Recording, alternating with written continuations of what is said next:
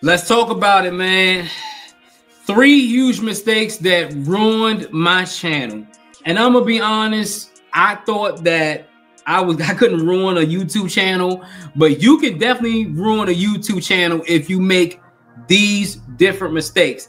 I only got 3 mistakes, and these are the mistakes that I've seen with my own eyes, reading my analytics, taking ChatGPT. I'm gonna tell y'all, if you're a YouTube guy or YouTube gal, ChatGPT is gonna be one of your best friends. Taking what ChatGPT told me and what other YouTubers have told me, and realizing that making these 3 mistakes probably, and I'm gonna be honest, I think cost me thousands of dollars in revenue. Thousands of dollars in revenue. Because when I started my YouTube channel, I didn't know what the hell I was doing. I mean, I'm like everybody else, you know what I'm saying? Posting all types of videos, not really having a niche, none of that stuff. I thought if I could post a video and I did great production on it, everything, it would be good. Now, the first mistake I made was the packaging. And I tell people why packaging is so important. When I mean packaging, I mean your thumbnail and your title. Now, when you first start YouTube, you don't really know the importance of the title and the thumbnail because you're not really thinking about it. What I did was I was kind of just exploring and trying to figure out how my thumbnail could be, and different fonts and different pictures and different colors and all this stuff. And all of my thumbnails had different colors and different textures and different pictures and all that stuff, and different fonts and all that stuff. And what that did was it confused people. As far as if you would come to my page, you would see one thumbnail this way, another thumbnail that way, and another thumbnail that way. You can't do that. You can't do that. And the reason why you can't do that is because you want your YouTube channel to be a foundation. You want it to be a foundation of what you are. So as time went on, I realized that 2 things I had to change. Number 1, I had to stick to one different style of thumbnail. One different style of thumbnail, and keep that style of thumbnail. And number 2, my title. Now, people will say thumbnails aren't as important. I think thumbnails and titles are neck and neck, but I think if you were to give me a percentage, I would say titles are probably 60% and thumbnails are 40%. Because the thumbnail is basically a compliment to the title. I was naming my title all different things. Like, I was like going ham on the titles. I didn't know what I knew. And when I first started typing in ChatGPT and stuff like that and trying to figure out what the hell was going on, ChatGPT and other people, you know, I talked to other YouTubers, they told me when they looked at my page, they was like, bruh, your titles don't make sense. You know what I'm saying? Like, you have to find what worked for you. Let's say you have a popular video and a video is an outlier. And what an outlier is a video that performed way better than you can ever imagine. Let's go to YouTube right quick. We're going to go ahead and we're going to go to YouTube right quick. So hold on one second. This is from Alpha Central. These are one of the channels that I follow and I try to get my ideas from as far as the reaction content. Now, if you look at his channel, if you go to his channel, you'll see these red buttons right here. These are called outliers. These are what you want to look at to see if, okay, this idea really worked. And that's what I wasn't doing at first. I wasn't looking at the videos that worked and use those ideas as far as the thumbnail, as far as the title combination, because I thought, okay, I could just keep on posting videos and it would work. But the problem is that I wasn't taking my time to look at the analytics. And this is why I tell people all the time, the first mistake people make is, and this is part of the thumbnail and the title thing, is you don't look at your analytics to see what works. And what works is if it's an outlier, if it's something that performs way better than other videos that you've done, sometimes what you need to do is YouTube is telling you, hey, go ahead and dumb down or double down on what's working and keep pushing that particular video. Like he did the best when men roast female, toxic female TikTokers. That worked for him because that was an outlier. Because at that time when he posted this video was working. So what he did was he doubled down on this for a while, and it worked for him for a while. And a lot of times people don't understand YouTube is just like any other computer. You feed it the right information or you feed it the right videos, and people like to watch the videos, keep on feeding it that. And I wasn't doing that at first. And the sad part is that I had a few videos on my channel that would get like maybe 3,000 or 4,000 views. But then what I would do is I post another video and kill the momentum of that video. And I didn't know, okay, if this video is starting, if it's a 1 out of 10 or a 2 out of 10, you may want to not post the next video until that video goes off.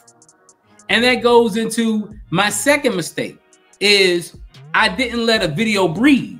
And sometimes what people don't understand is, as far as YouTube is, you have to let a video breathe.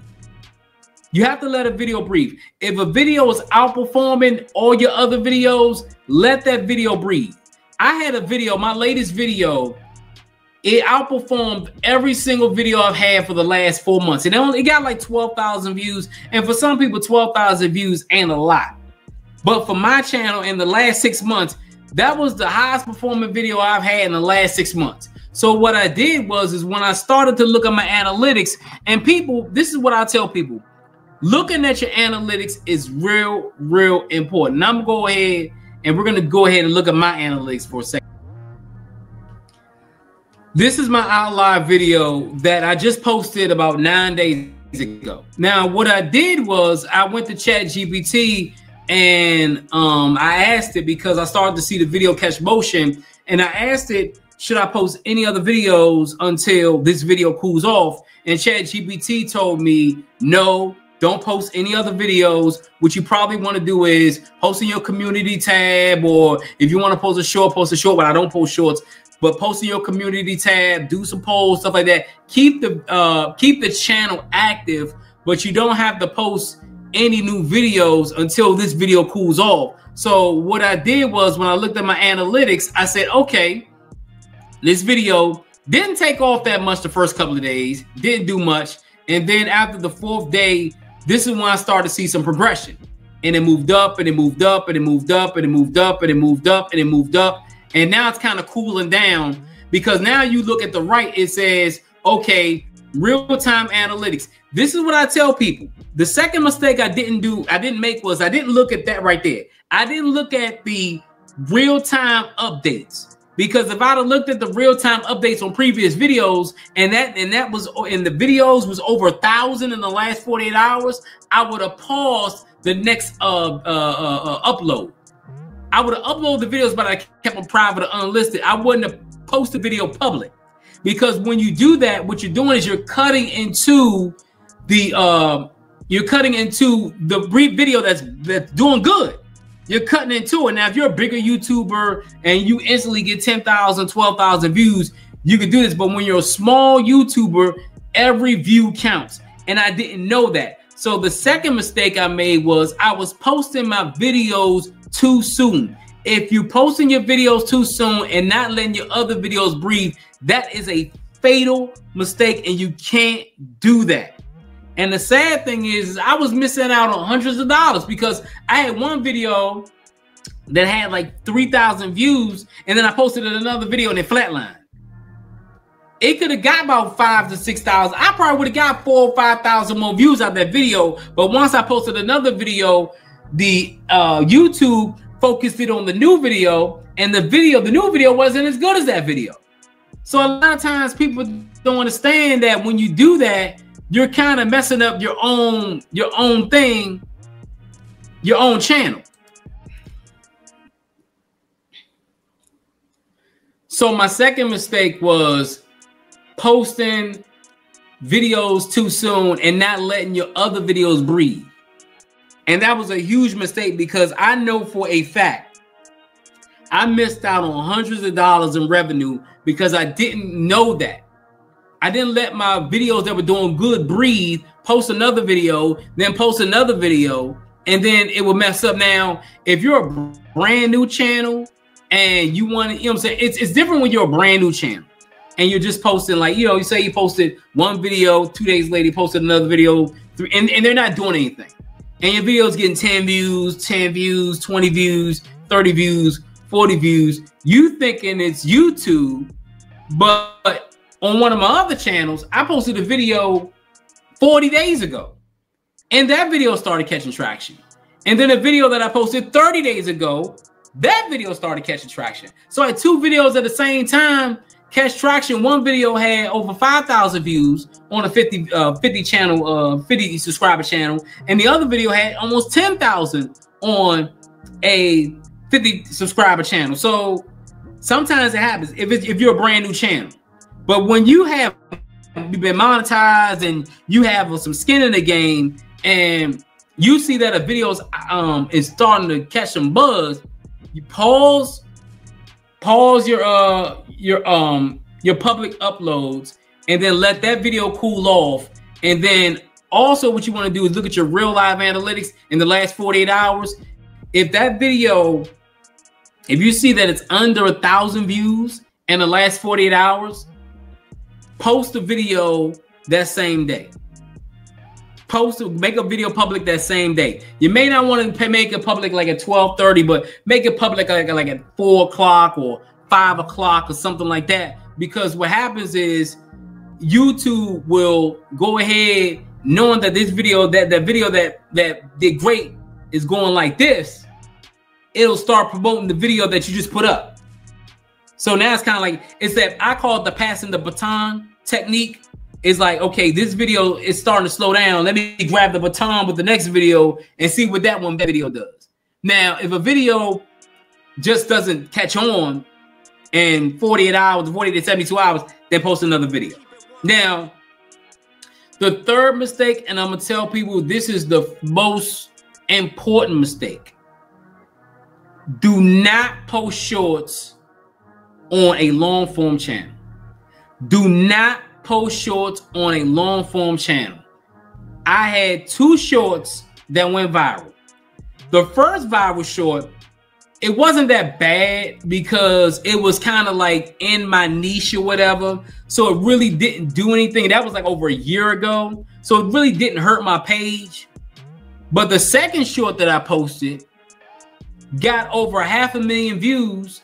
And then once I posted that short, I saw my time as far as my video, as my AVD, average view duration, get cut in half. I was getting impressions. The click-through rate was between 7 to 8%, which is good. But my AVD was going down because a lot of those people were cutting off that video quick because they were short form subscribers. And I tell people this all the time. What happens is that people will post shorts and long form content together, not knowing that if one of those shorts go viral, yeah, you'll get 3, 4, 5 million views on a short. You may get 10,000 subscribers. But think about if you had 20,000 subscribers and then that one short gets you like 40 million views on a short, you probably make about 10 grand and you get 30,000 subscribers. You got to think those 30,000 subscribers aren't there for your long form content. They're there for your short form content. So your long form content will get bumped to the back burner by your short form content because now YouTube is saying, well, that short went viral, so I guess he's a short channel. He's not a long form channel no more. And people will call YouTube and email YouTube, why is my channel doing this? Why is my channel doing that? And then I saw a video where a guy said, if you want to do short form content, make a separate short form page. And that's what I did. I made a short form channel for short form videos, and I got 3 long form video pages, and I don't even post shorts on that page. And I know for a fact that tanked my page. So now I got to rebuild my page from the beginning and post long form content. I don't even post short form content no more. I used to post short form content. I used to post 1 long form content every 2 days and post 3 shorts a day. That killed my channel. Now all I do is post long form content. If 1 long form content video do its thing, and once it starts to flatline, I post another one. This this is some knowledge I'm gonna drop with you. This is why my content is evergreen content. I do reaction videos, so it's evergreen content. I can post a video unlisted or private 6 months ago, drop the video, and content. It's not like the entertainment niche where you got to post a video right there. You know what I'm saying? 8 hours to kind of like see where they want. You know what I'm saying? If you put it private or put it unlisted for 48 hours, it's everything about the video, so it knows where to push it. So my 3 fatal mistakes: having the wrong titles and the wrong title. There's a title style that works for your channel. Stick to that title stick to that title thumbnail to look similar. Because when your thumbnails are similar, when people go to your channel, oh, I see that's missed this or that's missed that. Why do you think bigger channels like Mr. Beast manufacture the same 8 titles over and over and over and over again? Style, but they'll probably add a different color and add a different duration of his face or something like that. YouTubers and what they do with their thumbnails, and you'll see that their thumbnails aren't that different.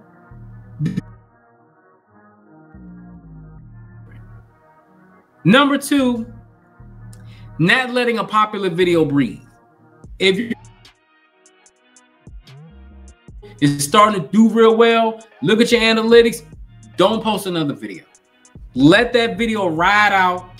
And when you let that video ride out and it starts to kind of like flatline, that's when you post another video. Because that you're going to miss out on money. You're going to miss out on that video even, I'm sorry, getting pushed to other content or getting pushed to other places. Because once YouTube sees that video do well, it's going to push it to different people and more people and more people. And your impressions will get higher. And if the click-through rate is up 8 to 10%, you can make some money off a video. And the third thing is, don't post shorts on a long-form channel. That was the third mistake I made. Posting short-form content to a long-form page. That right there, that is the Achilles heel for any long-form content channel. So I hope you got some good information in this. Let me know what you think in the comments. Subscribe to the channel. It's your boy Jay. I'm out of here. Just don't sit there. Click on the next video. You won't regret it. I promise you.